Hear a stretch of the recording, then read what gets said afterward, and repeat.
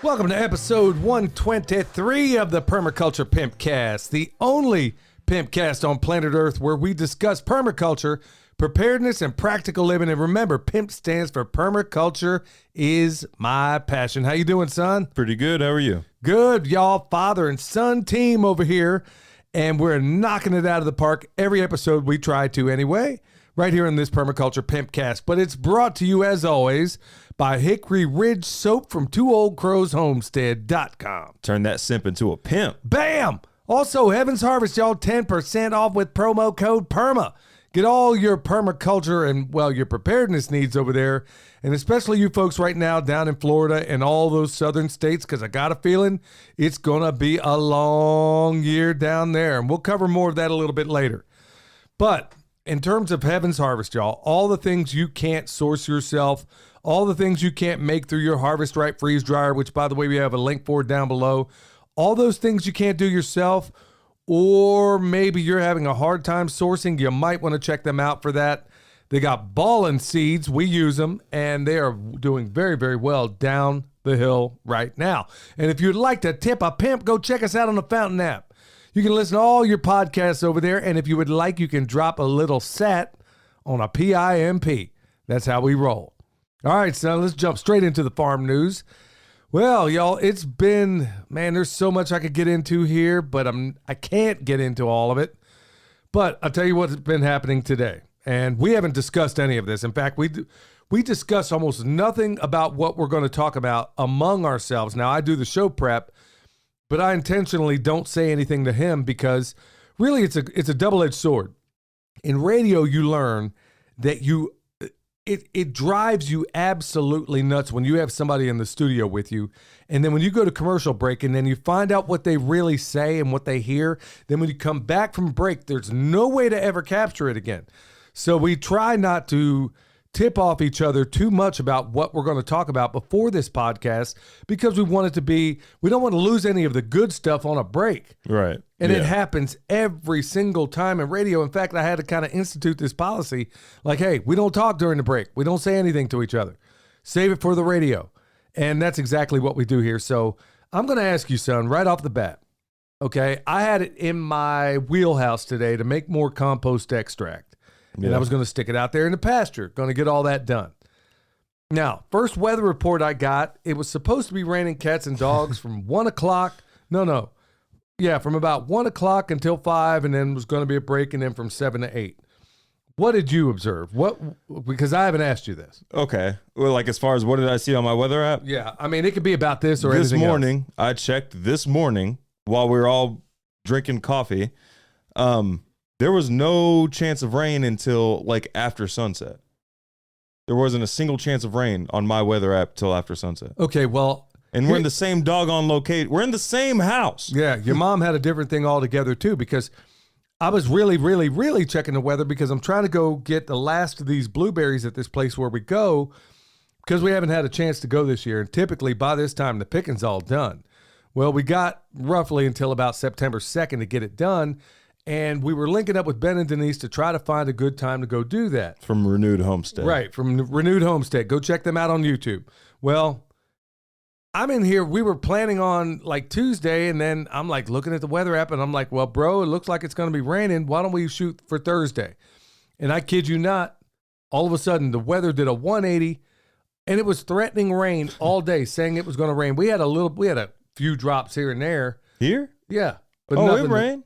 I mean, not like enough to fill up ponds or anything like that, but it rained like enough. Yeah, how long?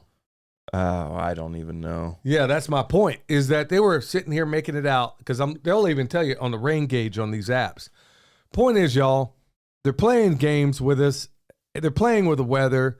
They're doing all this different stuff because I'm sitting here trying to work within the raindrops thinking, okay, I got to work with the rain to see about this extract. Well, here is being in the mountains like where we are, I don't even know why they attempt to predict the weather. You know what I mean? Yeah, but you have a general idea of what it's going to do because we have all these microclimates. You could have torrential downpours an eighth of a mile away from you. Literally at the stop sign just up the road, it could be raining, and here it's doing absolutely nothing. Yeah. So it's It's just one of those things, man. I mean, with not only the weather app, but I'm hearing this stuff even with people that don't live in an environment like this where it's hilly, it's mountainous. You get all these different microclimates, which of course is going to play games with the rain, but it's happening to everybody everywhere.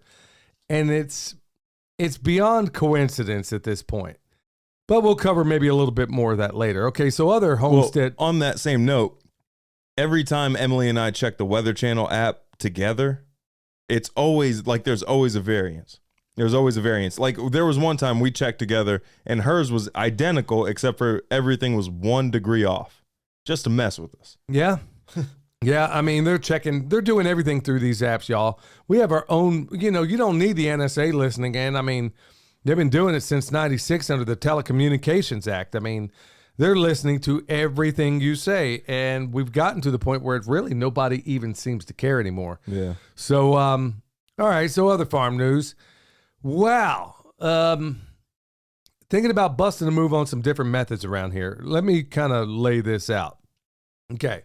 As we've talked about before, we're making a whole lot of compost. And right now, once again, Ben and Denise came to the rescue regarding I needed their poop, and specifically their animal poop. So between their farm and ours and another place, man, dig this, man. I need this for compost, okay?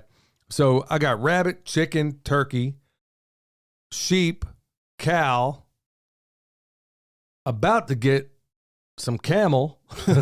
Yeah, so I never make compost out of that. Whole variety. I mean, and the more you can get, the better your compost, the better. This is one of the things that Carl Hammer teaches through his methods, is that you want this, and also Elaine Ingham and a number of others, you want a wide diversity of materials. But when it comes in the poop department, many people just only have access to a few. Certainly not 7, like I'm going to have before it's all said and done. So that'd be cool if you could get access to a zoo or something like that. Well, no, it wouldn't be, because I've already looked into that a while back, and the problem with them is they vax those animals like they're going out of style. They'd all be dead if they didn't shoot them up. I mean, it's really sickening. Sense. It's kind of sickening because it's such an unnatural environment. Man, they're shooting them guys up with everything you can imagine. Man, I'd love to make some compost out of some elephant poop, some giraffe poop. Yeah, I mean, you imagine, dude, you probably get some really great stuff. But it wouldn't take many elephants either. No, it wouldn't. No, I mean, I've seen elephant poop. Yeah, it wouldn't take much. But yeah, they got to constantly shoot those guys up. So anybody who's thinking about zoos or whatever, maybe try to avoid that. But one of the moves we're going to bust around here is that through the winter, and we've done this before, but through the winter, we're going to basically run our chickens on a different system altogether. And we're going to do a more stationary version of a chicken tractor on steroids, I think, to some extent or another. Yeah. And we're going to do this with some scrap materials that we currently have. Now, we just have the book Scrap Steading that just came out, by the way. And it's linked down below. Yep, we'll have that link down below. We've talked about it on the YouTube channel, which, by the way, is #1 on Amazon in its category.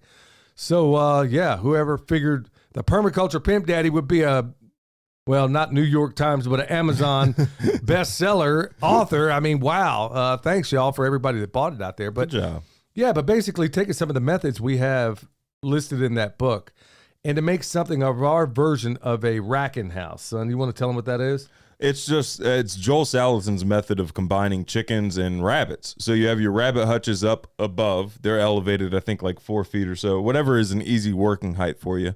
And then you have your chickens down below, and the rabbits poop down. The chickens go through it and till it into whatever kind of carbon source you have. And then you just keep doing that all winter until you get the bedding that you need. And speaking of the carbon source, well, remember, this is going boomeranging right back to the compost, is that if I could have my chicken and rabbit from something that we already have right here. Yeah. We have the chicken and rabbit that's in-house, ready to rock and roll. And I know for a fact that it's sitting on a bed of straw that I know wasn't sprayed, because that's always going to be your link. Folks, that's where I'm really encouraging so many of you, if you're making these piles, and look, you have got to be thinking about doing this stuff in these times, making your own stuff, because you can't rely on the fertilizer, okay? This is a relatively new concept since largely World War II.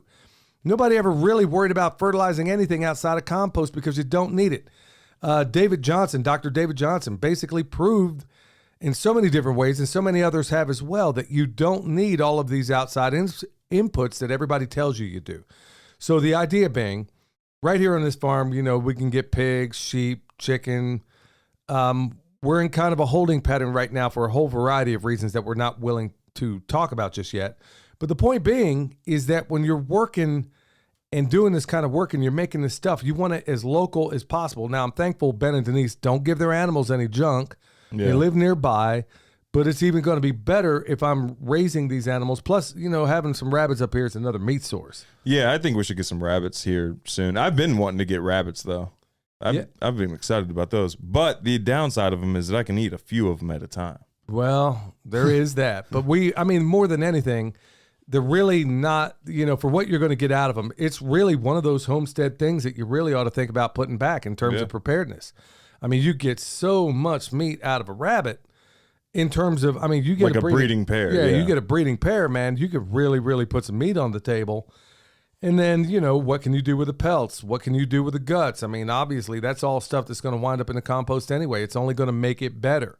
So, well, the pelts, you can do another income source with the pelts, or you can, do value-added products with the pelts, whatever. Ooh, rabbit's getting old, baby. That's all right. That's all right. We'll tear off another piece, make some earrings. Coordinate.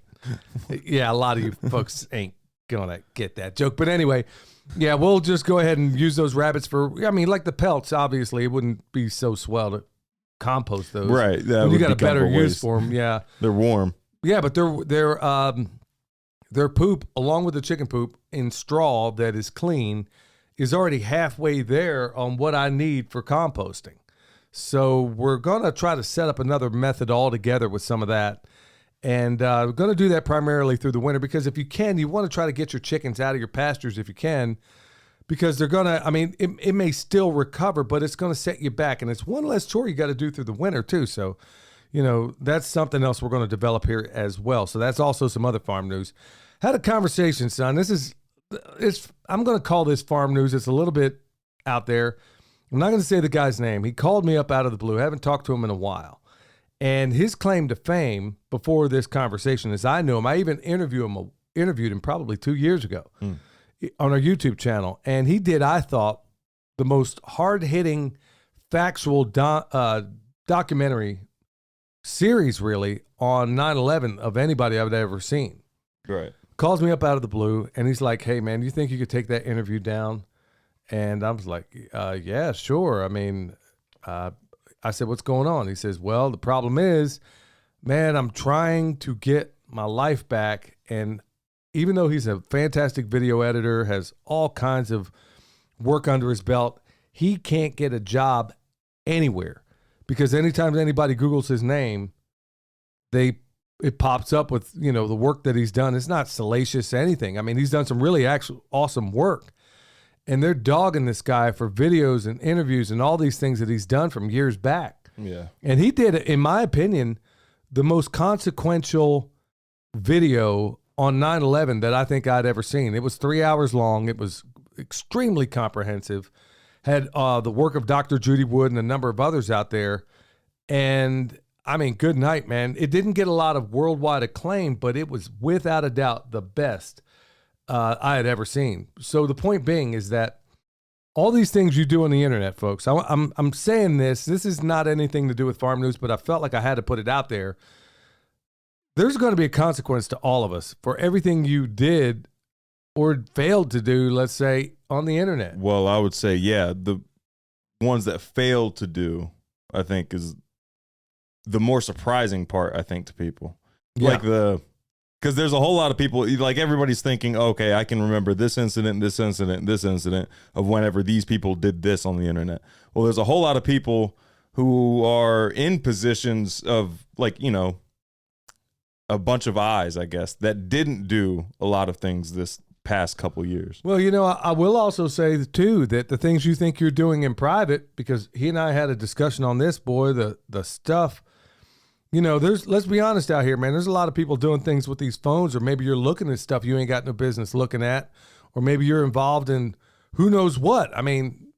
Granted, if you're a pedophile in the wood chipper, you ought to go anyway. Yeah, go ahead and raise your hand. Yeah.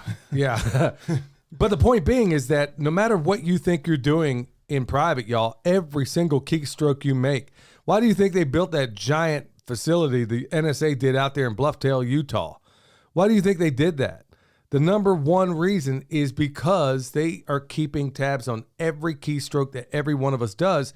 So all of you people that are thinking, well, I haven't done anything. Well, you haven't done it publicly, but what are you searching? When they were to query your history, Right. what are they going to find? You know? And this guy is eating large quantities of crap all these years later, can't find himself a job. Because it's like the word's been put out on this guy, like, oh, no, he's done too much work on 9/11. He's done a whole lot of, I mean, y'all, he has put out some unbelievable documentaries. And, I mean, we're second to none regarding so many things and can't seem to get himself a job. Look, this social credit score, it knows everybody's number. So if you think you're going to be one of these people that, oh, well, when it comes, well, I haven't done anything. I haven't been running my mouth like Billy and William. Yeah, I was just thinking ours is screwed.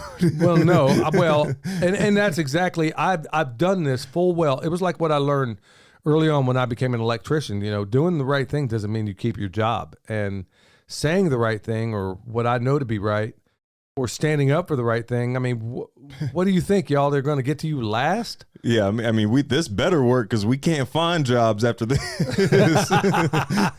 Actually, we that's brought not, up the USS Liberty too much. Yeah, well, I could definitely find jobs. I mean, and there's no, you know, there's a thing for being self-employed, but it's getting to that point where I just had to point this story out. I didn't mean to spend that much time on it, but I want to let everybody know that every single thing. It's a deeper conversation, more than I can go into right now, but the podcast you listen to, the shows you watch, The things you liked. Yes. Yeah. All the things that you think you're doing in secret, they have a dossier on every single human being out there. And the conversation I had with this guy, the extent to which would knock your socks off. I'm not going to go any deeper into it right now, but it is crazy. All right, so we're going to move on to some other stuff. Well, man, I don't know. I know we got a full-blood super blue moon coming up here on my birthday on August 30th, right? Oh, what? Yeah, it's like It's a full-blood super blue moon? Yeah, this is like the biggest they get, man. It's like 15% bigger, and at least appears that way. And, man, I saw some stuff today that just floored me. I had to go drop off packages. I had to go do some errands and whatever. And I'm pulling into this grocery store because I had to get a couple of things. And as I'm pulling in there, there's like a lady that overshot the turn to get into the... Yeah. And she's just standing there. I mean, like in the turning lane, and everybody is backed up like, am I seeing this? Yeah. And then I get up in there and then, you know, weird stuff in the parking lot that you just don't see every day. Your mom and I, when we were out this weekend, saw the same exact thing. She had to run by Walmart, which we hate going by, but I definitely ain't going by Target. So Walmart is going to have to be for certain things. Right.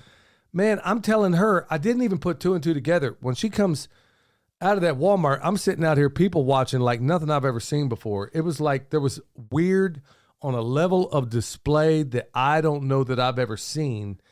And I don't. Good night. Well, this was it Sunday? I don't think I talked about it on the podcast. Or was it Saturday? Yeah, I walked down. Emily and I were downtown. Oh, yeah. Went to I thought we already talked about it. Yeah. Speaking of weird, Emily and I went to downtown Asheville to go to their. It's one of the farmers markets. There's a ton of farmers markets on Saturday mornings, like in this area. And then I have to continue walking after we go through the farmers market because I have to do my outdoor workout, which was 45 minutes, and I still had like 30 minutes left or something like that. So we're walking up downtown, and then we're coming up from a different angle where you're not usually going through all the main shops and stuff like that. And then we walk past where the Vance Monument used to be, which was this huge obelisk, which I'm sure will come up in a future show or something like that. And then there's this sign, and it's written in, like, it looks like I wrote it with my left hand. That's what it looks like. And it says, "We'll sing all night, need weed, and something about being naked." And then I look over there, and there's a whole gang of very large people just naked. Right across, and the cops are just right across the street. The They ain't done nothing. Asheville police station's not. It's just down the road. And then there's people walking by with their kids, and it's like everybody who is naked is the exact opposite of the person who should be like publicly naked. I don't know. Yeah. That's. I mean, maybe that's time. I mean, they would be doing some lascivious nonsense anyway. But I mean, I don't know if it's the full moon. I don't know what's going on. It's like they're forcing you to look at something. Yeah, well, it's like I don't know how to explain it, but that's what the feeling was. I'm to the point now. If I see anything like that, man, I'm going to lose it. I've already made up my mind. You're going to hear it from me, and I don't care. Who cares? If you're out there, you got kids walking around here. You want to do something else. If y'all want to go out there and you freakazoids want to go get naked in your own backyard, man, you do what you got to do. But when you start messing with kids, man, I'm just going to make myself very, very, very unpopular. I'm not even going to put up with it anymore. But the problem is when you come across stuff like this, it hits you, it smacks you so badly, you don't even know to do. You keep like looking over like is this am I seriously? Seeing this? Like your brain doesn't even compute that this person doesn't have a shirt on. No, it's crazy. It's crazy. So some, other things to keep a lookout on, y'all. Good night. We got this hurricane. Got two of them, actually. We got one that's churning out there. They're saying it's going to just kind of skirt the U.S. We'll see about that. And then the other one that looks like it's going to walk across Florida. And the funny thing is about this time last year, I remember we were going to Self-Reliance Festival, me and your mom. And it was at the same time where that hurricane went right over Florida and stalled right above one of the potash plants where they created a type of fertilizer down there. I'm just wondering, folks, you'll have to go to geoengineeringwatch.org to find out for sure. Or my buddy Steve, he could tell you. I wonder if... You want to give out Steve's email? No, dude. He'd come looking for you. Ain't no doubt about that. I'm telling you what, if this thing stalls, first of all, it's happening on the super blue moon, whatever's happening on August 30th. That's going to be Wednesday, right? You got this hurricane coming in. Most earthquakes and stuff happen when the moon, within certain days around a full moon and stuff like that. You got a big one here. So who knows what other crazy stuff may go down. And I'm thinking it might be an earthquake. Who knows, whatever. And it could be something they contrive altogether. There was that small one in California just not too long ago. Right when the hurricane was hitting there. Yeah. Okay, so let's just see what happens as this goes across Florida. Let's see if there's a earthquake somewhere else. But I'm also wondering if we're going to see that same phenomenon that happened with Hurricane Harvey, where it does something that hurricanes have never done in the history of ever looking at hurricanes, and that is for some reason they just sit there and stall. Meanwhile, every HARP facility around there is all shooting energy waves in certain ways to steer these storms, which we know they could do. They could do ever since Operation Popeye in Vietnam.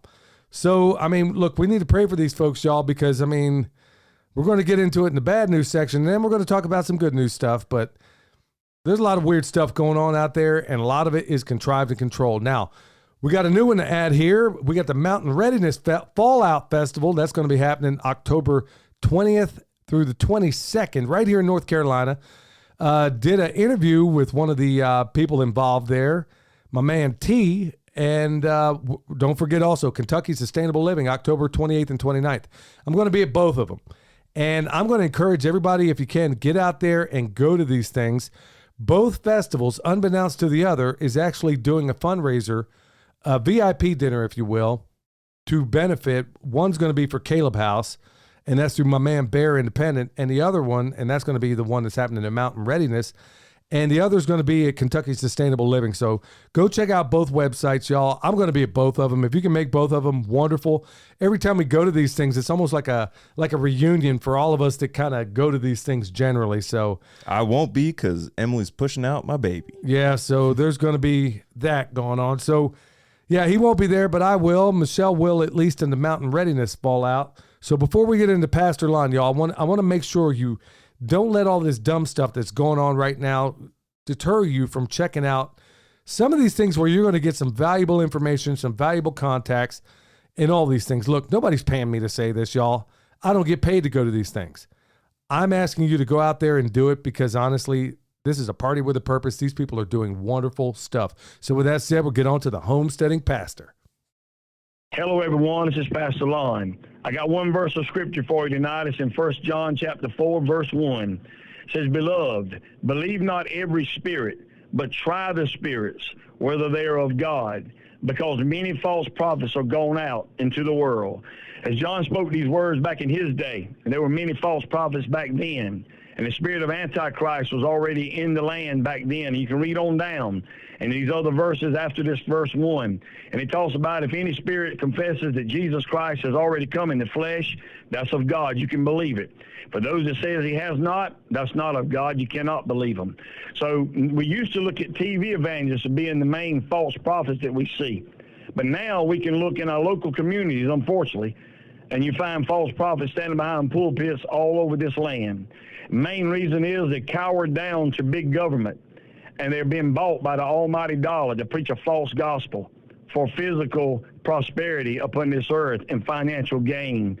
But I want to encourage you, study the Word of God, the infallible Word of God. It's always true.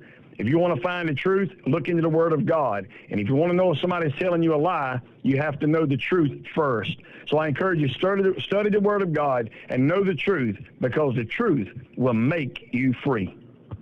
Bam! Homesteading pastor, y'all. Go check him out on YouTube. Boy, he said a mouthful right there, man. Did. I mean, as far as, I tell you what, man, one of my biggest things are these prostitute pastors that are in the pulpits. He just gave you the Holy Spirit trivium. Man, I'm telling you what, it's the thing that burns me up are these guys. Oh man. I mean, okay, if you want to be self-help, that's fine, but don't call yourself a pastor, man. If you're out here, and it's usually these mega congregations, but that's not all of them. I mean, there's some local, just like Pastor Lon says, man, there's a lot of them that are nothing more than hirelings. I mean, they're out there to go collect a check, man. And then, you know, in their off time, they're doing some stuff that you wouldn't think a pastor would be a part of. Yeah. Yeah, they are. Yeah, I remember, boy, I could tell you some stories, especially some black churches back in Oklahoma where, oh my goodness, this one, real quick, man, this one pastor was busted at an illegal gambling thing, liquor, hookers, drugs, you name it. I mean, all of it up in there. And then he gets back on the sermon. First thing he teaches is do not judge. I'm like, are you kidding me? And the thing that was blowing my mind is my brother was still going to this, sitting under this guy at this church. Well, Wow. yeah, some crazy stuff out there. And people are reluctant to see right through it. But yeah, there's some really awesome pastors out there. And I'm glad to say Pastor Lon's one of the best. I wish he lived closer. Yeah, one of the best, one of the busiest. Well, I don't know, man. Man, the way that stuff Miss Robbie makes, man, I'd be 500 pounds, man, walking around here. And I don't know how he is it, man, because a lot of pastors, you know, a lot of the parishioners bring in stuff to eat and stuff, you know. But no, he and Miss Robbie, man, they do more than any two human beings I know on this planet. All right, so bad news, good news section. For every one bad, we give you two good. Now, this one, it's kind of on the heels of what we talked about. And I want to make sure everybody hears this. Because when I read this today, I was still floored. Over 2,400 kids are still missing in Maui, but aren't included in the government's death toll yet. How do you even make sense of this? How are 2,400? 2,400. If there's 24. Yes. If there's 24, like the whole world shut down because there were, 11 soccer players stuck in a cave in somewhere in like South America? Yeah. 2,400 kids are missing? 2,400 kids missing on Maui. And ain't United nobody States. talking about it. Yeah. In the Next United to States. military bases. And you know the thing that floors me more than anything? The thing that is just infuriating to me is the fact that you same idiots walking around, you can't even find Ukraine on a map, but you got their flag, but you can't put up the flag of Hawaii or even the United States in solidarity with these people. Nobody in the prostitute media is even talking about it. No. Nobody's saying anything about it. Most likely, like a lot of the people on these islands are talking about, the universal thought is these kids were incinerated. Okay? So, there's also some other theories out there that maybe they were snatched. Maybe this was one giant snatch operation. Probably. This is coming from a former Navy SEAL. I don't know. I don't really know for sure. I mean, it's something that's been posited out there. I can't say for sure one way or the other. All I know is they are not present and accounted for. And you get that moron Biden over there, and he's talking about his Corvette burning up. It's like, what planet am I living on? But man, at the end of the day, y'all, I can't think of anything more dreadful. 2,400 kids. It's almost like this ain't even real. Because if you had 2,400 kids, man, you would think that whole island would be erupting. Maybe it's not. There's that possibility too. That this is all just a distraction. That's a possibility as well. You know, that has occurred to me as well. I'm like, you can't get any reporters in there to actually see. Anybody that flies a drone overhead is, dealt with. Yeah. I don't know what to believe. And that's where we are right now. I'm thinking, okay, if this story is true, and it's coming from a pretty reliable source, if this story is true, then what is the matter with us? If that story is true. If it isn't true, what's the matter with us? Yeah. I mean, it's like if 2,400 missing kids can't wake you up and think, what on earth is going on here? Then I don't know what can. And people are naturally going to delve into whatever theory makes sense when the official story makes no sense. You got the same guy that was in the Las Vegas shooting. Now he's chief of police over there. Sound like a bunch of coincidences to you? Yeah. Not to me, not for 1 minute. So, I mean, that's just something to consider, y'all. That's the bad news. So, yeah, but where are all the candlelight vigils for these kids? Yeah. Nobody cares. Where's the celebrities out there doing their concerts?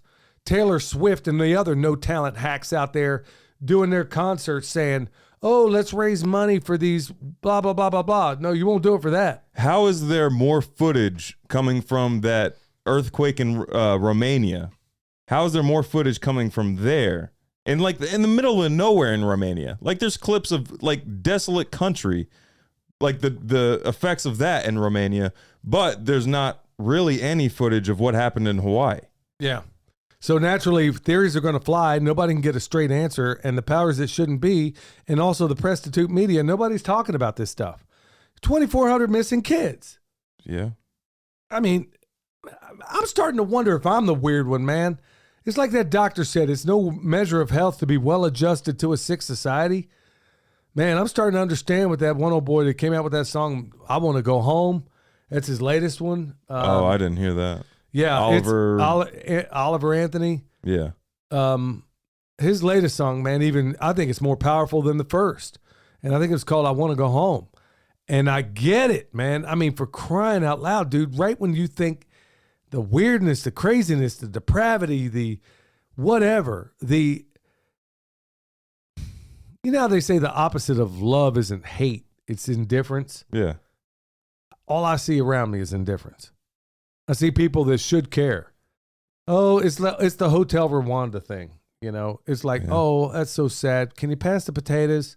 And nobody cares. But at the end of the day, that's the state that they want us in, is to think that nobody else cares. And if you're looking for a reason to strive for personal excellence, there you go.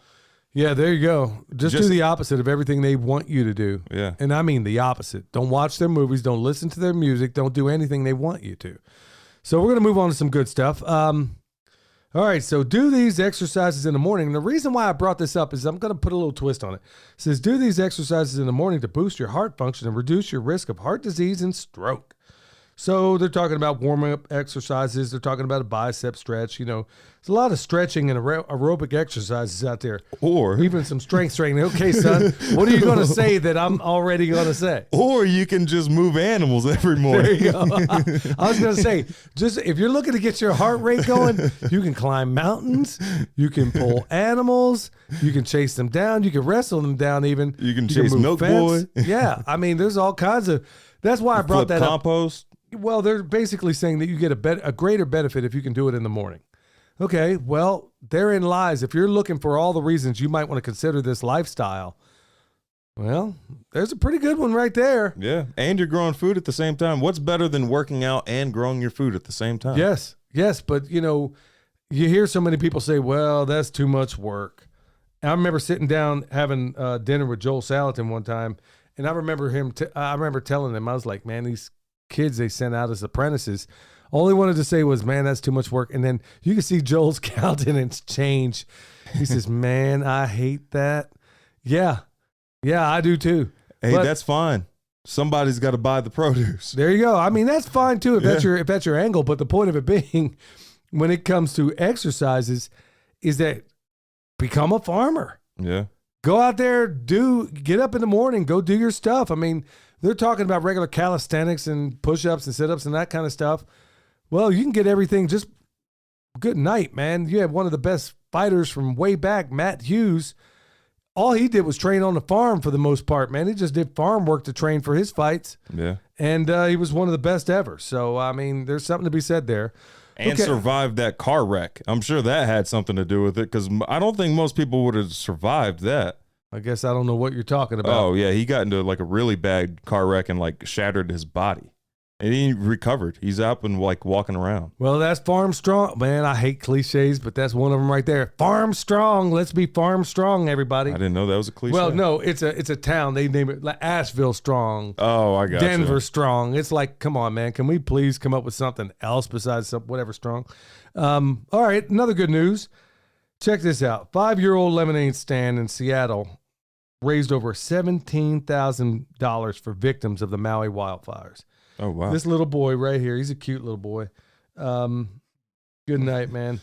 $17,000. So let's do the math on this. So he raised $16,400 more than Joe Biden did. Yeah. Because he gave him what, $700 per person? Oh, wow. Don't do me any favors. But you're paying the retirement pensions for people in Ukraine right now. Yeah. Yep. You're doing that. But this little boy, I mean, good night, man. It'll bring tears to your eyes. He is cute. Yeah, he's a cute little boy. He's all proud of his lemonade stand. And he's 5 years old. He did a good job. 5 years old, raised 17 G's. He set that stand better than we did the first time. I was going to say, man, his lemonade stand looks better than our stand at most of these festivals. Yeah, if it wasn't for Shelly. Yeah, if it wasn't for Shelly, man, they'd be like, man, get out of here with all this weak stuff. Yeah, but this kid, man, you got to love it. It says lemonade for Lahaina. Lahaina. I'm not saying it right, but you get it. How much would he have made in Seattle if he was black, Dad? What's that? How much would he have made in Seattle if he was black? Oh, man. He'd have been a millionaire. Oh, man. That kid, man, he had been able to, everybody in Lahaina would get a new house. Yeah. If he was in Asheville or out there, man, he would make a fortune. Yeah. Any leftist town, you put a bunch of black folks out there, man, they will break bread like you wouldn't believe. Point proven. There's a kid selling cereal in Asheville making a killing. Oh, I think I know. I've heard his mom, I think, in an interview one time. Yeah. And yeah, I believe okay. Well, I mean, yeah, if I remember, man, that cereal's pretty. It's like the Kool-Aid you're going to find in the hood, man. There's a whole lot of sugar in that cereal. All right, y'all, when we get back, we're going to get into the main topic. But right now, we're going to go to my man, Eric Sider. Hey, Eric Sider here with your PIMPcast tip of the day. Today's tip, we must clearly define sustainability. The word has been co-opted by corporations to the point that it has basically lost all meaning. And if we are going to be designing permaculture systems, we must have a clear understanding of what it means to be truly sustainable. Like most things in permaculture, sustainability is all about energy. A sustainable system produces more energy than it consumes, enough in surplus to maintain and replace that system and its component parts over their lifetimes. Producing a surplus is the key here. That's why the third ethic of permaculture, the return of surplus to earth care and people care, is so critical to designing systems that can go on forever. You can find me on YouTube and Instagram at Eric Sider, and if you're in need of permaculture t-shirts or permaculture consultation and design, head over to ericsider.com.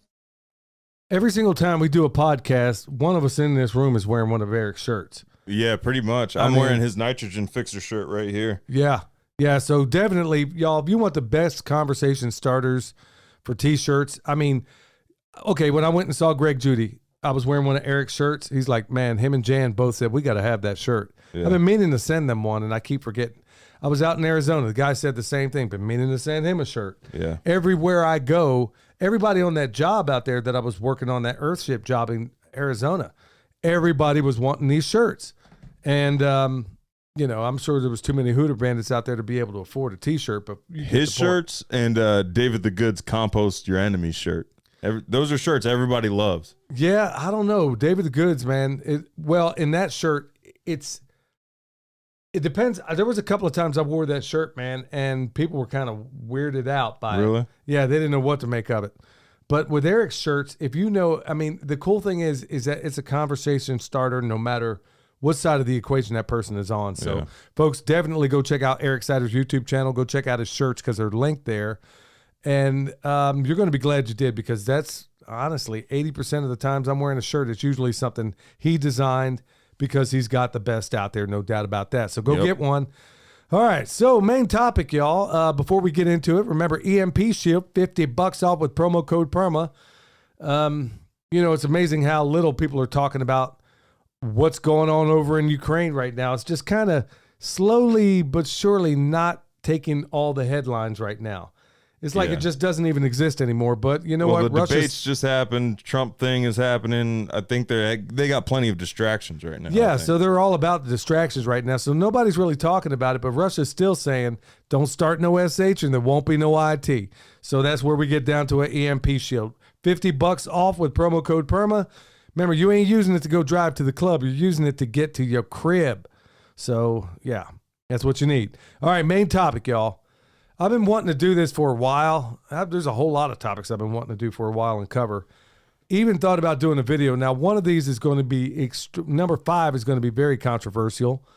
And one of my biggest pet peeves, we talked about, if you want to get into the farm space, or if you wanted to get in shape, like we were talking a minute ago, think about some farm exercises. But one of the quickest and fastest ways to get yourself burnt out is doing things inefficiently. I mean that. So how do you make yourself a little more efficient? Now, there's certain people out there who honestly, no matter what, will be inefficient. Yep. That there's nothing you can say, nothing you can do. There's no plan you can come up with. And there's also going to be these people out there who govern all of their decision-making on a farm, household, whatever the case may be, through emotions. Then you're going to have that other segment that are going to govern what they want to do based on ego. Yeah. So am I crapping on everybody here? I like to think I am at this point, because for a lot of guys, it's usually going to be ego. For women, it's going to be, feelings. And that's typically how it goes. That's been our experience, having worked with a lot of other people out there. Yep. So not one is worse than the other. In fact, I know a guy where it's feelings and ego all rolled into one. I would say, ego would be far worse. Because feelings you can get over. Ego is a lot harder. Well, I'm saying your decision-making process and how you do things.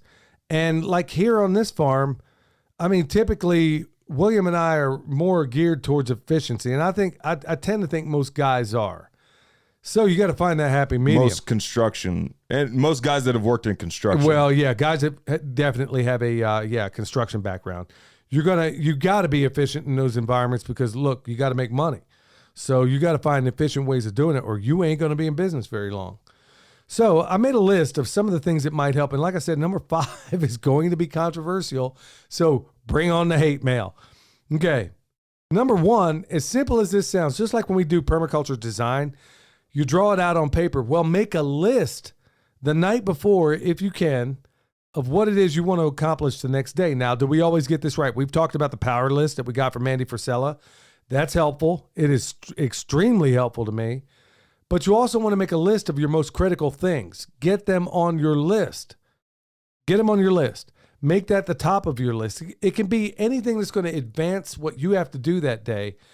But don't get sidetracked. That's where I screw up, is that I'll have a list, and then below that list, I have my overflow items, okay, if I get done with that list.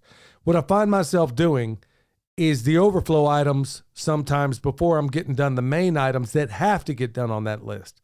So be very cautious. So start with a list. Well, oh yeah, go ahead. My bad. Go ahead. No, it's fine. Go ahead. So start early and don't get up at the crack of noon. Okay, there was a guy here. He was doing the speaking circuit for a while. We get up at 10 o'clock in the morning. Still is. Okay, well, there's a guy out there.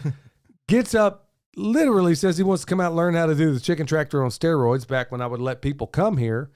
And, he's well known. He would get up at noon and then wonder why we already did all the chores. And I'm like, I don't know what farm you work at, homie, but no, got up at 10, took his nap at noon, dude. Yeah. Got up at 10. This is like straight out of an Axl Rose song, man. This is like Guns N' Roses kind of stuff. Get up around 11, get out of bed around, I don't know, whatever the song goes, but yeah, start early. And trust me, your animals are going to thank you. Remember, chickens get up first. Pigs get up last. So you can arrange your chores in such a way to where you get the ones that are most relevant. Sometimes it just may not make sense based on how your zoning is.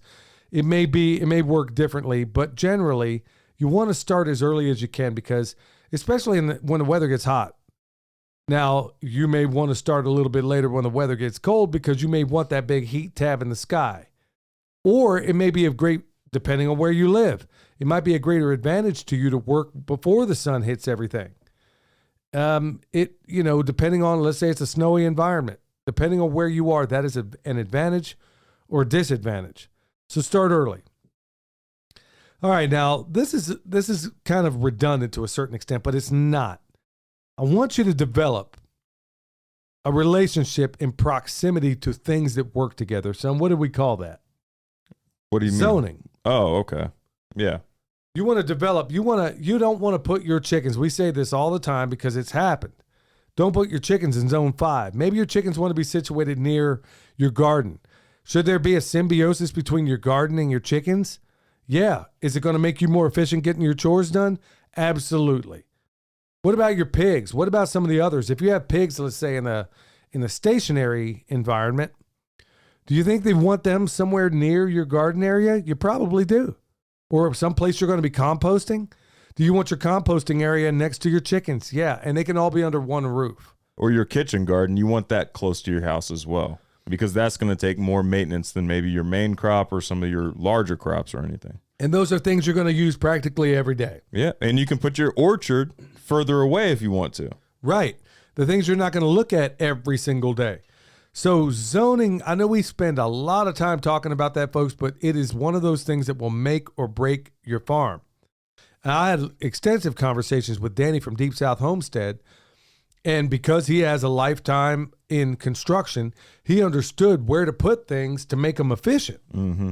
And if you look at it, because you go there, you wonder how on earth does Wanda and Danny do all this stuff, and they do it all, y'all. There's no army of paid volunteers over there, or not paid or unpaid volunteers over there doing their work. They actually do it all. The key to that is zoning. If you doubt me, go ask Danny. He'll tell you.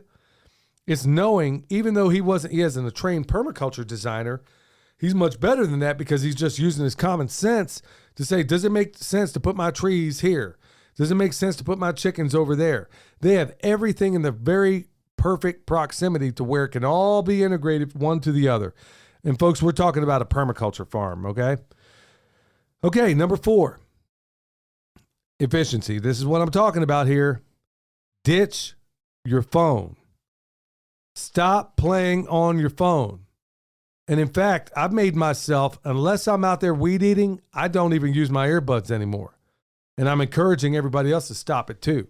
Because you need to not only be alert to what's going on, there's no real heavy machinery to worry about per se, but also your senses should be on lock to the work you're doing. You want to be able to hear things. Now, when I'm running a weed eater or something trying to clear a line, something's going to have to get compromised there. But when you're on that phone or you got somebody playing with it or whatever the case may be, it is making you inefficient. So, it has its role. It could have its role. Well, some people I know it has no role. Joel Salatin doesn't play that at all, man. You better not even be thinking about putting no earbuds in or anything else while you're out there working. It's also a matter of safety. You're out there, let's say a tree falls and you just happen to be there. Okay, those things happen. Yeah. If you don't hear that branch breaking, you don't get that warning ahead, because you got your earbuds in, that could be a dangerous situation. So you want to be very, very cautious of those things. Plus, it slows you down. Now, number 5 is going, without a doubt, to be the most controversial thing I probably ever said in this podcast, but I'm deadly serious. The number 5, really, I think one of the biggest things that will make you inefficient on your homestead is your dog. Okay? If you're out there doing chores and you have the kind of dog that is in your way, or you got to walk around because and then I got one of those dogs. That's why I'm telling you this. When I'm messing with the compost down there, I got to put Milk Boy up. He's got to get locked up somewhere, or he's got to be very, very occupied, or it's got to be very hot. Otherwise, wherever you are, he's going to want to be. And he's just that kind of dog. He's going to be wanting to get in the middle of everything. And so now a 20-minute job just turned into a 30-minute job because you're having to constantly deal with him, shoo him away. Or if you're out doing like tree operations, let's say you're taking limbs down or knocking down trees, and you got a dog out there with you, folks, that is one of the most foolish things you'll ever do. Or you got your animals in close proximity, foolish. But I'm mainly talking about pets, which can be pests if you don't use them properly. If I got to take 2 steps out of my way to get a job done because a dog is in the way, look, it will infuriate me. And I mean that. If I got to take 2 steps, if it takes me 5 steps to get from A to B to get this done, but now I got to take 7 because this dog is messing with me, it just made you incredibly inefficient. But people think you got to have this idyllic farm life to be able to make it work. And folks, I'm telling you, these animals, your pets, if they're that kind of dog, then just put them off to the side. You can't be dealing with that. Your dogs could also be the biggest nuisance for your chickens if you have the wrong dog. Let's say you had the dog before you had the chickens. Yep. And your dog could be one of the biggest problems on your farm, your own dog. So you're going to have to think about that stuff. In terms of efficiency, though, people's animals are one of the biggest problems. You're out there processing an animal and you're trying to get it on the table, but it's already heavy enough carrying this pig, but I got to step over somebody's dog to get there. Yeah. It's one of the biggest aggravations I have when I work in other places. And I try to eliminate that is, believe it or not, dogs are the number one thing that will make you inefficient on a farmstead. I know the hate's going to come, but look, I'm keeping it real. Put up the dog. Get it a new home if it's that Joel's talk about this repeatedly. It's like, if the dog is too disruptive, man, you got to go. Yeah. If you can't fit yourself into this environment, then, it's going to be a problem.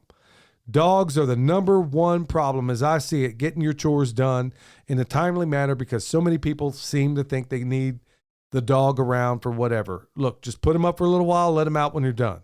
All right? With that said, we're going to move on to Chef Snow. Hey, Chef Keith Snow with HarvestEating.com and FoodStorageFeast.com with a PIMPcast tip for you today, and that is how to make your herbs last longer. Now, in the restaurant business, when we get herbs into the kitchens, what we do is take them out of the box, we carefully wash them, and then we shake them off to get excess water off, and then we wrap them in a paper towel. The paper towel is going to collect moisture from the herbs that were just washed. We roll it up slightly and place it into zip-top bags. Now, we never zip the top of the bags, and those will sit sort of in a container, sort of upright, if you can imagine that, in the walk-in cooler, and we can get very, very long shelf lives out of them that way. But I see people in the home kitchen buy their herbs. Most of the time they don't wash them, and then they leave them in that plastic produce bag. They throw it into one of the drawers in the fridge, and a couple of days later when you go to use it, they're slimy and black and nasty. So for you home cooks, try and do it the other way. Give them a good wash, wrap them in a paper towel, put them in a Ziploc bag without zipping the bag. You can easily get up to 2 weeks out of your herbs if you do that. Now, I wanted to go ahead and let you all know that you can join Food Storage Feast for $2.99 a month for a limited time. Do check that out. Also, check out my podcast at harvesteating.com. And I wanted to thank the entire team at Permapastures Farm for letting me contribute. I hope everybody has a great day and take care. The entire team is us. Yeah. You're hearing them. Well, thanks a lot, Chef thank Snow. you. Yeah, But yeah. it's me and Dad. Yeah, it's a team. Sometimes you could be a team of one. Well, yeah. I'm just saying, it's funny how he worded it. The entire team. Yeah, all yeah. two of us. Yeah, so I hope we don't create the impression that we got a whole gang over here, y'all. We do this at the end of the day when the chores are done. But I want to give a shout out to Chef Snow. Go check him out, y'all, and go over there, get yourself a subscription. I mean, He's also got a ton of free content over there. Yes, he's got a really awesome website. Yeah, his was actually the website. We were thinking, oh my goodness, man, we had the most jacked up from the feet up kind of website. And it was his that we wanted when we had our website designer come up with our latest. I said, look, I don't want you to copy his, but man, it's a clean, efficient website. Yeah, Do something like this. If y'all haven't checked it out, definitely go check it out. If you want a perfectly designed website, in my view, and I think he did it himself. I meant our website. Oh, well. Yeah, check out our website. Well, that one we too. have a new one now. Yeah, we actually got a new one, but he was seeing his website made me realize just how short we were falling on ours, man. That thing was just, I mean, your mom's got this giant sunflower on the first one. I'm like, what does that sunflower have anything to do with what we're doing? The bigger I just issues, thought it was pretty. I'm like, what? The bigger issues were the overlapping buttons. Yeah. So we had issues, but now they're all they're worked out and we're moving on. So, all right. Once again, shout out to Chef Snow. All right. Before we get into the Q&A, y'all, Harvest Right freeze dryers. Got a link for those down below should you require one. And I can think of about a million reasons why you might want one right now. But if you can't, I understand there's other ways to get prepared. And also Chef Snow has pretty awesome ways on things you can do regarding your preparedness stuff. Yeah. Where it doesn't have to taste like just beans and rice, man. You can do some really cool stuff with it. Why not learn from the best? All right. So I got one from Ryan over here. And man, I had no idea how many people would be reaching out concerning this. He says, thank you for speaking out on your anxiety. I felt it was something that, I mean, in a nutshell, he found out in his case it was a vitamin D deficiency, but he found out also that praying makes all the difference in the world, y'all. I wondered if also this moon is going to be playing some weird stuff on a lot of people right now. I'm doing a parasite detoxification thing right now. Drags all the parasites and stuff out of you. You're supposed to do it around the full moon because those guys are really active. Well, if those guys are really active around these times, good night, man. I can't imagine what it's doing to certain other people out there. Well, yeah. But and it's not like anything woo-woo either. I mean, if the moon affects the oceans and pulls tides and stuff like that, we're, 60 to 70% water. It's going to affect us as well. Right. So that's exactly what a lot of these naturopaths and stuff, they base a lot of their stuff on the moon. And there's a lot of people grow things on that basis as well. But I can't believe how many other people hit me up about the anxiety they're going through right now. Folks, I don't know if it's something in the zeitgeist. I don't know if it's something that might deal with the moon. It could have something to do with some of the solar waves out there. It could almost certainly have to do with the enemy that's constantly trying to bombard us every single day. That's why I love Pastor Lon on here. And why I told y'all, man, I had to spend a great deal of time going through the messages he provides. And also with Pastor David Langford, I was telling you about him as well. And, because I can't find a decent church where I'm sure they're around. I just don't know where it is, where I can find somebody that's actually going to preach the word and not going about this prosperity gospel and all the other stuff. So I'm listening to their messages out there. And when you get down and pray, just like Pastor Langford said, your problem's still there, but you just feel better because you got down and prayed. And that's for me, the number one source. Wim Hof breathing makes all the difference in the world. I had no idea how many people were dealing with anxiety right now, but yeah, I'm glad to hear you're on the other side of it, Ryan. Got one. Well, I don't have anything from the Fountain app this week. Same issue as last week is happening with the Fountain app, so I don't know what's going on with that. But I got some comments from the YouTube channel, Permaculture PIMPcast. I got one from Matt Davis. Thanks for covering my email. Believe me, if I wasn't already halfway done with my second year degree, and if my scholarship didn't cover all of it except class fees, I would be out. I strongly advise everyone, don't send your kids to college. It's a waste of time and money. The dumbest thing I've heard from people my age, I'm going to college for the experience and to find myself. They need to be pimp slapped back to reality. You know, that's funny he mentions that, because I spent time at a local college that we live by. I was over there today, and tomorrow's the first day back to school for a lot of these kids in college. Yeah. And I'm looking around there, and I'm like, okay, first of all, I see a lot of, I'm like, these people are not behaving like educated people. There was a time you went to college to learn advanced Latin, but now you go there to learn remedial English. Yeah. You know, I mean, for crying out loud. I mean, I'm sitting here looking at these kids, and I'm like, man, I'm listening to the conversations. I'm hearing this kid in the gym regurgitating words that are unintelligible. And I'm like, man, does that seem like wow, doesn't look like an educated person to me. Certainly not behaving like Could have also been worn out. You're at the gym, Dad. No. I've said things that were like you couldn't understand he's while like, working out. He's got music playing in his earphones, and he's like, I'm like, what am I hearing? I just want to go over there and pull his earphones off and say, look, what are you saying? Is this going to lead to pops and clicks? I mean, I don't know what's next. But anyway, I'm over there, and every time I've talked to any of these kids over there, like, what's your major? In every single case but one, it's basket weaving. It's not literally basket weaving, but there's not one degree I hear them spending money on that is going to produce, like Eric talked about, sustainability, where it's going to put out more energy than what it requires. You're going to pay more for that education than it's ever going to provide for you. Now, I've said it before, I got a military education, trade education, college education with 2 degrees, and a farm education.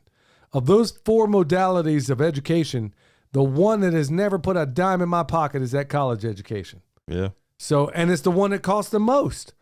So, in fact, it costs more than all the others combined. Even if you're with the scholarship as well, because it costs time. Yes. And that's something you got to think about. So if you're not getting into engineering, nursing, or something in the medical field, something related like that, I don't know why you would go to college and feel like you need a degree in sport. Oh, man, I heard this one the other day over at this college, man. It was like something sports related. And I'm like, okay, that sounds like a business degree. It sounds like a dime a dozen. That's not going to, what are you going to do with that? Yeah. When everybody, okay, so you're going to be a barista somewhere. Okay, that's all well and good. The one girl I know of over there, she was the only one of everybody I've talked to over there. And these days I talk to everybody. She's the only one that has any plan with her degree. She's actually taken 22 hours this semester and plays softball. And she's actually going off to dental school. So, wow, what a concept. Yeah. So she's actually got some plan to do. Okay, that makes sense because you got to hit those prerequisites to be able to get into dental school. So at least but what are they going to charge you for dental school? Yeah. That's how many of those years are you going to be working for free? Exactly. My brother, who's a doctor, I think he hadn't yet paid off his medical school. And he was in these Shylock loans where you couldn't pay him off early. Oh, yeah. He didn't. I think he was in his 50s before he ever paid off his student loans for college. Wow. Unbelievable. All right, so right here, Daryl, hey, brother, Billy and William, thanks to you, I was able to make some ball and compost. Thank you. Here's my question. The area I had to make the compost in isn't user-friendly. Can I pack my black gold up and store it in a container where it's needed? I have trash bags, heavy rubber trash cans, or galvanized trash can with lids. Okay, I would say no. Yeah, that's exactly what I'm going to tell you too. I'm going to say no for a couple of reasons. If you can, you're better off storing it on the ground somewhere where it can be protected. Obviously, you want to cover it up. You want to make sure whatever rain events happen aren't exactly running into your pile. So you want to make diversion drains around there if you possibly can. But sticking it in a plastic container, man, it's gonna be inert after a while. You're gonna lose your life unless you're using like the plastic container to move it to the location. Yes. So if you're using the plastic container to move it to the location, pile it up on the ground, and then take like 4 intermediate fence posts or something like that, and then hang a tarp over it, and then you should be good. And then just maintain your water. You want 50% water. Yeah, you want to make sure your moisture is good. You want to maintain that somewhere around 50%. We've shown how to do that in our Patreon videos. So I don't care if it's plastic, metal, whatever. I wouldn't leave it in there because it's not having an interaction with the environment. Okay, right. It's in a very almost aseptic environment. That's really not going to. It's going to go anaerobic in contact with those containers, right, and eventually into the core.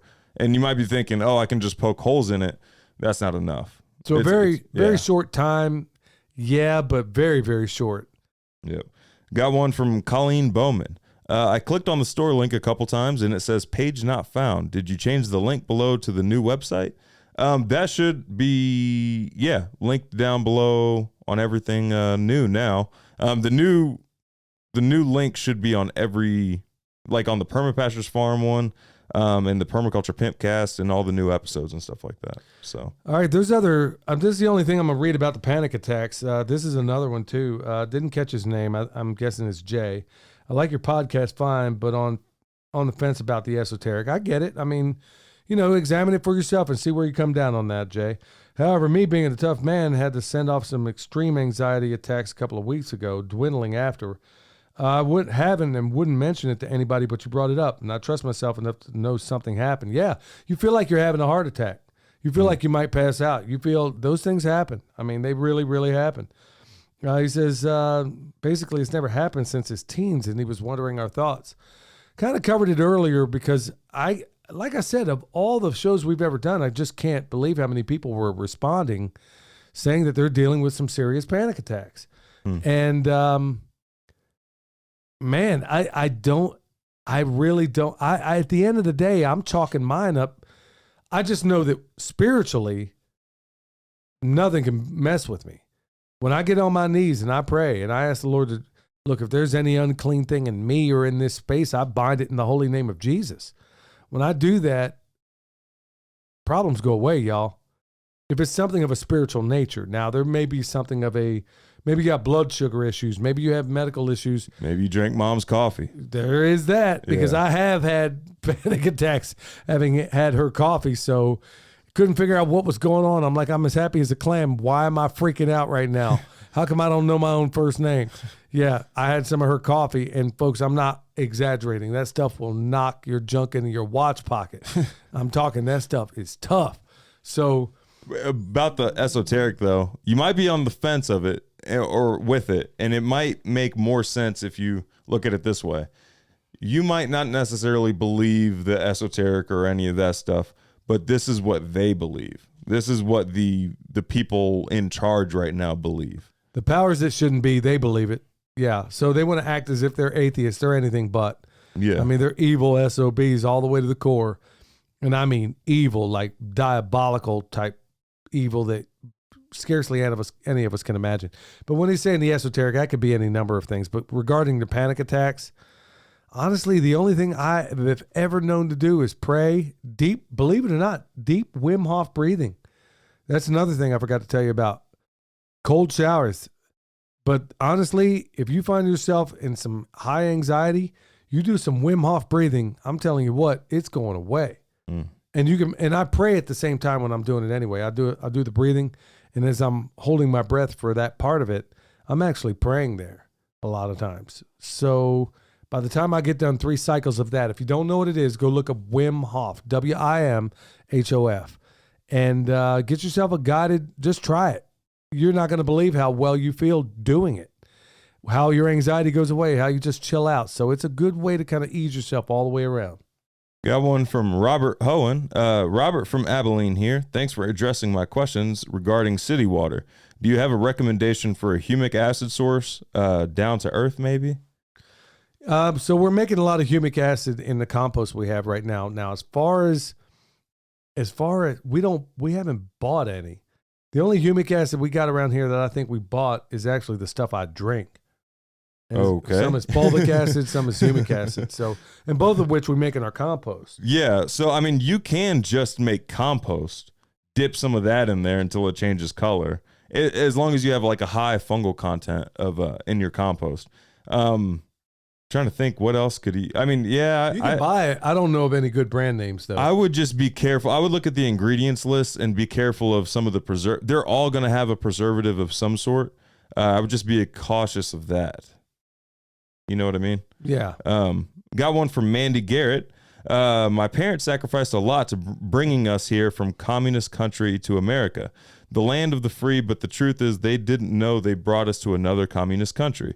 Sadly, I'm glad they are resting in peace because they would be very disappointed with America right now. Currently, I'm very fed up with the situation and control in America, so I am with you, Billy. If they come for me, I will not comply and may end up in jail. So be it. Thank you for all you guys do.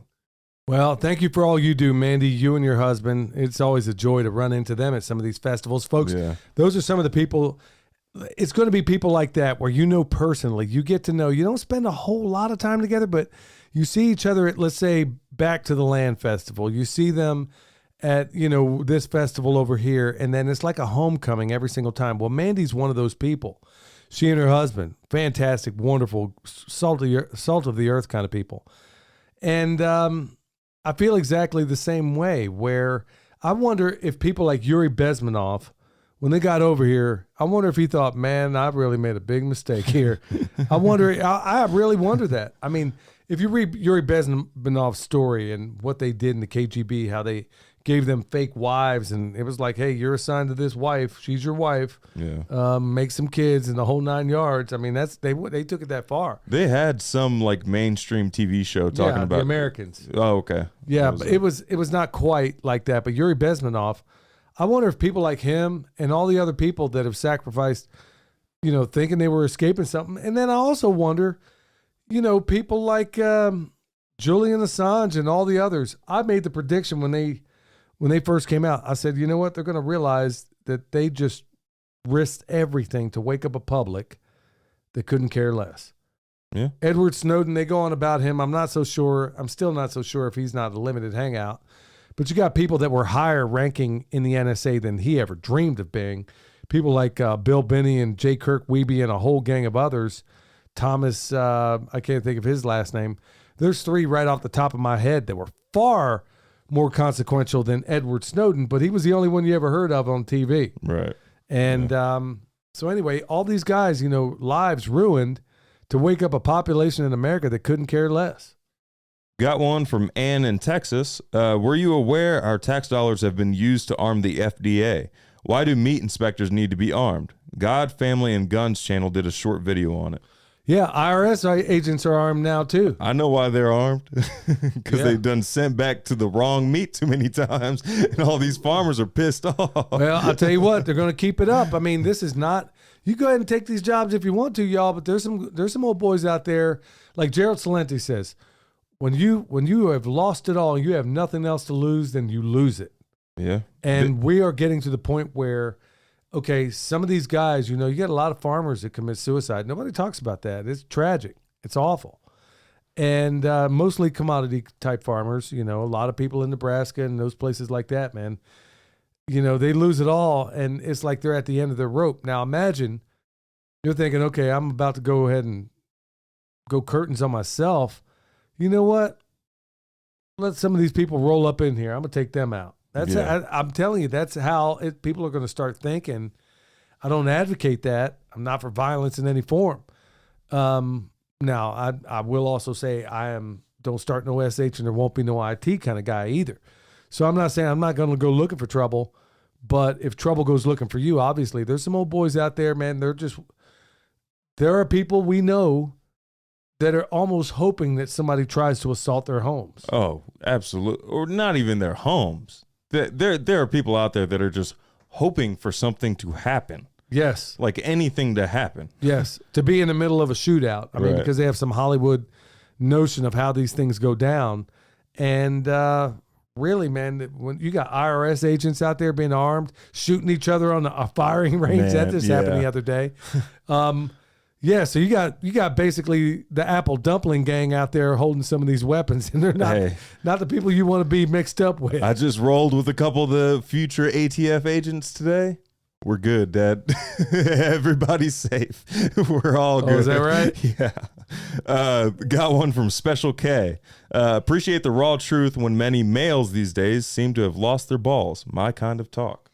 Well, no short of that. I mean, look, there's a lot of guys out there saying or thinking, and I'll be honest with you, I see more women standing up than guys. Yeah. I mean, with this whole COVID thing and all the other things that went on there, overwhelmingly. On both sides. Yeah. On both sides. More women stood up, regardless of what they thought, more women stood up for what they thought was right than guys did. There's far more male doctors than female doctors, but why is it there? And if you were to look at all the doctors that actually stood up regarding all that, the majority were female. Yeah. And I'm like, okay, so yeah, you got these nutless wonders out there, forgive the language, but I don't know what else to call them.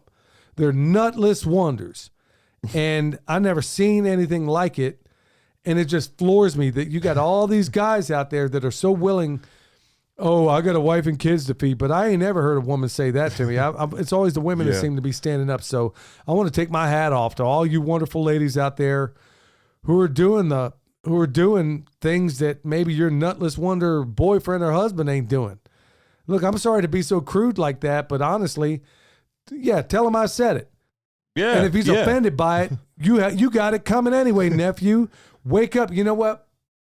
Let her wear your pants. Send him or give him some Hickory Ridge soap and tell him the pimps told you to, or turning you into from a simp to a pimp. That's right. Yes. Yeah. Maybe use some of that soap down there instead of powdering them suckers. I mean, and you better not use a loofah. No. Yeah. Okay. Loofah, you're disqualified right off the bat. No, really. The truth of it is, at the end of the day, man, we gotta start standing up. We gotta have guys that are going to stand up and say, "Look, I've had enough of this. I'm not going to put up with your garbage. You're not going to come out here and steal my neighbor's stuff, and I'm just going to stand by and watch it happen. What? You get to me last?" Yeah. I mean, we got to put our foot down and say, "Look, I've had enough of this. I can't stand it. I won't tolerate it." And you just don't see. I mean, I talked to Pastor Lon about a lot of this stuff. We used to talk a lot more back for a while there. That's why both of us resonated with that shirt, "Make Men Men Again." Because honestly, there's a whole lot of guys out there that can tell you every football score, can tell you, you got a troubled kid who may be suicidal, but you won't read a book showing you how to deal with that kid. But, you'll read all kind of trade publications to figure out what your next truck's going to be. Mm-hmm. Yeah. So you tell me that's a real man? That ain't no man in my book. All right, y'all. Don't mean to go out so dark, but hey, like I said, just get some of that Hickory Ridge soap and send it to all your beta male friends out there. Until next time, y'all stay alert. Stay alive.